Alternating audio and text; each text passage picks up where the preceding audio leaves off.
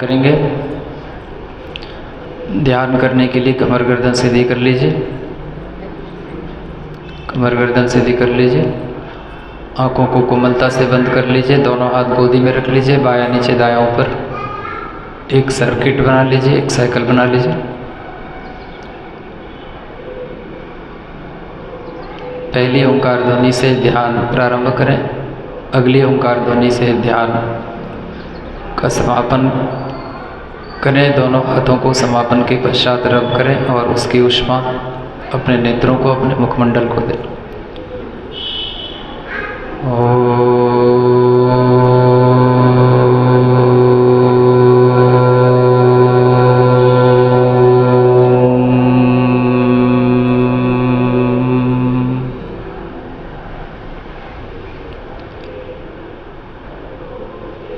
स्वर्णिम उदीयमान सविता देवता का ध्यान।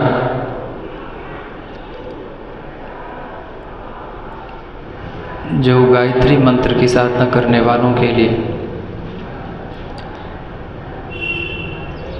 एक अनिवार्य शर्त है।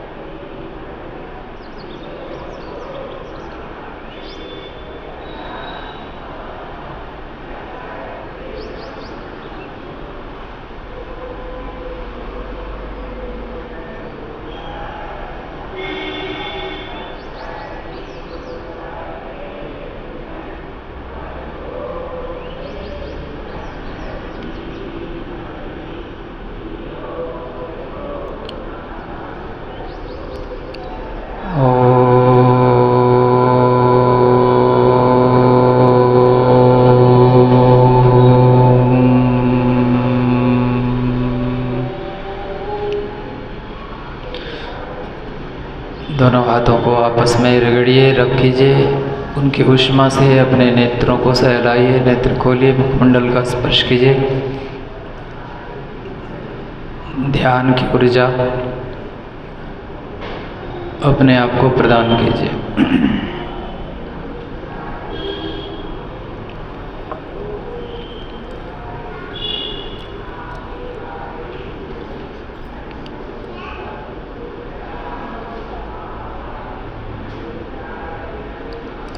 आज चूँकि बाहर का प्रोग्राम है तो हम लोग थोड़ा पहले समापन करेंगे, इसलिए थोड़ा सा हम लोग हर क्लास की तरह गायत्री महामंत्र के विषय में, हमारे जीवन में उनके इम्पोर्टेंस के विषय में समझने का प्रयास करेंगे। आवाज़ थोड़ी कम कीजिए।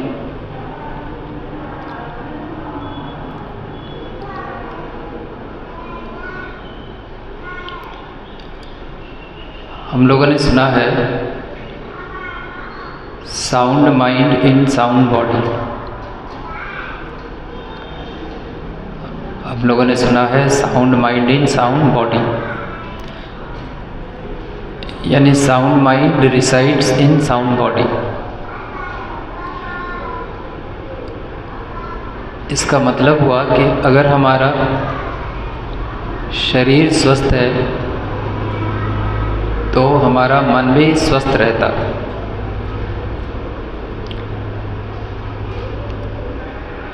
और इसका दो अर्थ और हुआ।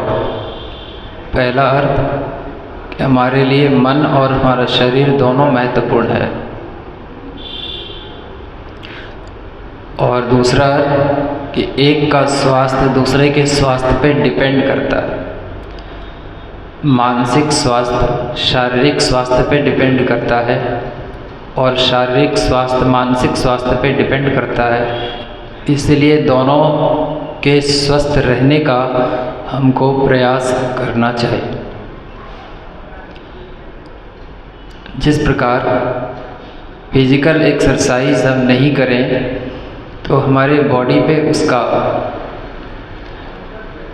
दुष्प्रभाव दिखने लगता है, उसी प्रकार अगर हम मेंटल एक्सरसाइज नहीं करें तो उसका असर हमारे मानसिक स्वास्थ्य पर दिखने लगता है। और मेंटल एक्सरसाइज, माइंड के एक्सरसाइज को हम लोग इंटेलेक्चुअल एक्टिविटी कहते हैं। माइंड को अगर आप एक्सरसाइज कराना चाहते हैं तो उसकी प्रक्रिया को हम लोग कहते हैं इंटेलेक्चुअल एक्टिविटी। इंटेलेक्चुअल एक्टिविटी का मतलब हमारे अंदर एक क्यूरियोसिटी होनी चाहिए, हमारे अंदर जानने की इच्छा होनी चाहिए। प्रतिदिन हम कुछ न कुछ नया सीखने का प्रयास करें, प्रतिदिन हम कुछ न कुछ नया पढ़ने का प्रयास करें, प्रतिदिन हम कुछ न कुछ नया करने का प्रयास करें। हर दिन हम अपने सामने एक न्यू चैलेंज को एक्सेप्ट करें। इसको कहते हैं इंटेलेक्चुअल एक्टिविटीज़, जिसको मानसिक कसरत यानी मेंटल एक्सरसाइज कहा गया। और अगर हम मानसिक व्यायाम नहीं करेंगे तो सबसे ज़्यादा जो इफ़ेक्ट होता है, इसका साइड इफ़ेक्ट, सबसे ज़्यादा जो नेगेटिव इसका इम्पैक्ट होता है हमारे माइंड पे, वो होता है स्ट्रेस का। हमारा माइंड स्ट्रेसफुल हो जाता है। और वैज्ञानिकों ने रिसर्च किया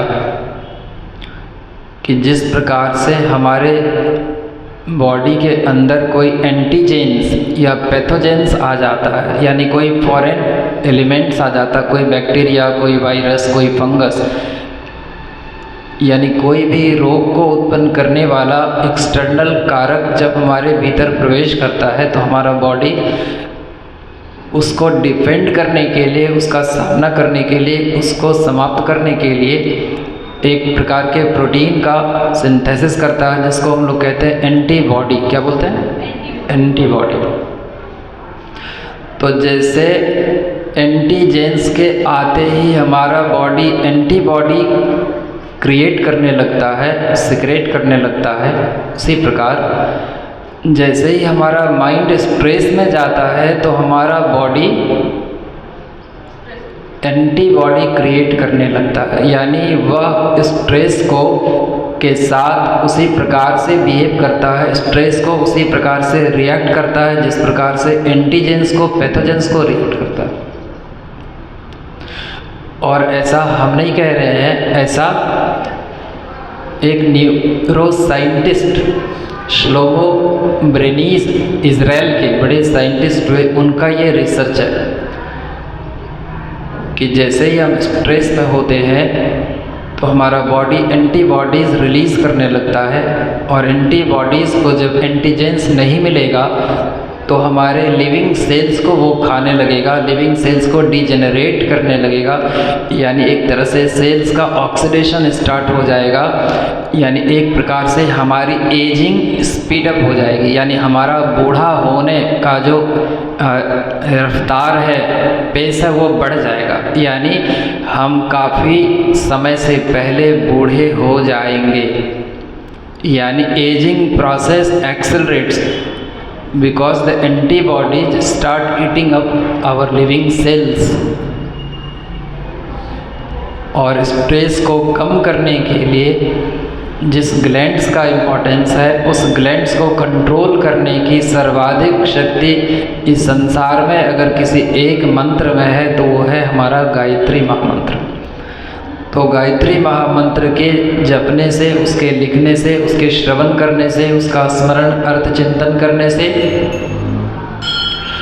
हम अपने माइंड को स्ट्रेस फ्री कर सकते हैं, और स्ट्रेस फ्री करने के वजह से हम अपने एजिंग प्रोसेस को स्लो डाउन कर सकते हैं, यानी हम बुढ़ापा को काफ़ी आगे तक पुश कर सकते हैं, ढकेल सकते हैं। यानी एक एंटी एजिंग सीक्रेट हो गया, एक एंटी एजिंग एजेंट हो गया गायत्री महामंत्र।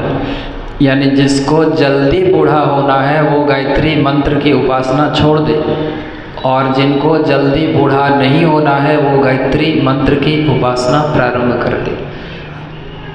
आज गायत्री मंत्र के दर्शन का सिर्फ इतना ही पक्ष हम लोग विचार कर सकेंगे, क्योंकि आज आगे का भी प्रोग्राम है। अगर किसी बच्चे के मन में कोई जिज्ञासा है आज के प्रोग्राम से संबंधित तो वो कर सकते हैं, अन्यथा हम लोग शांति पाठ करेंगे।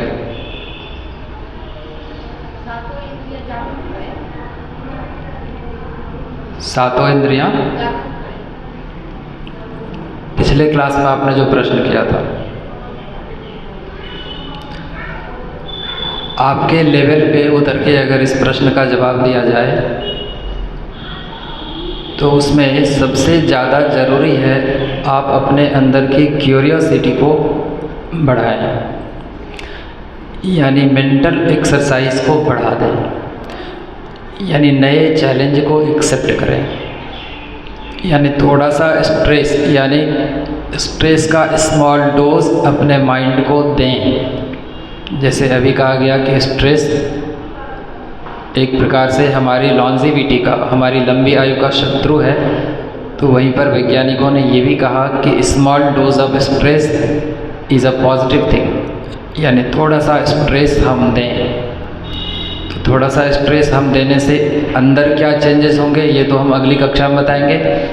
तत्काल केवल आप ये समझ लीजिए कि अगर आप अपनी इंद्रियों की सक्रियता को, उसकी इफ़िशियंसी को, उसकी एफिकेसी को बढ़ाना चाहते हैं, उसकी रिसेप्टिविटी को बढ़ाना चाहते हैं, यानी आप वो देखना चाहते हैं जो दूसरे नहीं देख पाते, वो सुनना चाहते हैं जो दूसरे नहीं सुन पाते, तो आपको गायत्री महामंत्र का जप, अभी तो आप बच्चे हैं तो जप तो ज़्यादा करने का टाइम आपको मिलेगा नहीं, कम से कम प्रतिदिन 1 पेज गायत्री महामंत्र का शुद्ध लेखन कीजिए। उसके बाद पढ़ाई प्रारंभ कीजिए, पढ़ाई स्टार्ट कीजिए या स्कूल जाइए।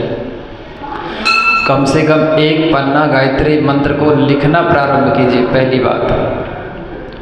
और दूसरी बात, अगर हो सके तो सूर्योदय से पहले जगिए और भगवान सूर्य को जल अर्पित कीजिए। 2 काम हो गया। और तीसरा काम आप ये भी कर सकते हैं कि अगर आपकी उम्र 10 साल से कम है, कि 10 साल है या ज़्यादा है, 10 साल से अगर ज़्यादा है तो आप अनुलोम विलोम प्राणायाम कर सकते हैं। 10 साल से पहले के बच्चे को प्राणायाम करने की सलाह नॉर्मली नहीं दी जाती है, ठीक है। कम से कम ये 3 काम आप प्रारंभ करें। शांति पाठ करते हैं। ओम द्यो शांतिरंतरिक्षगं शांति पृथ्वी शांतिरापः शांतिरोषधयः शांति वनस्पतयः शांतिर्विश्वदेवाः शांतिर्ब्रह्म शांति सर्वगुण शांति शांतिरेव शांति सामा शांतिरेधि। ओम शांति शांति शांति सर्वारिष्ट शांतिर्भवतु। सबों को धन्यवाद। अगले रविवार को पुनः आज ही की तरह मोटिवेशनल वर्कशॉप बच्चों के लिए आयोजित होगा निर्धारित समय पर। आप स्वयं भी आइए, औरों को भी आने के लिए इंस्पायर कीजिए। थैंक यू, धन्यवाद।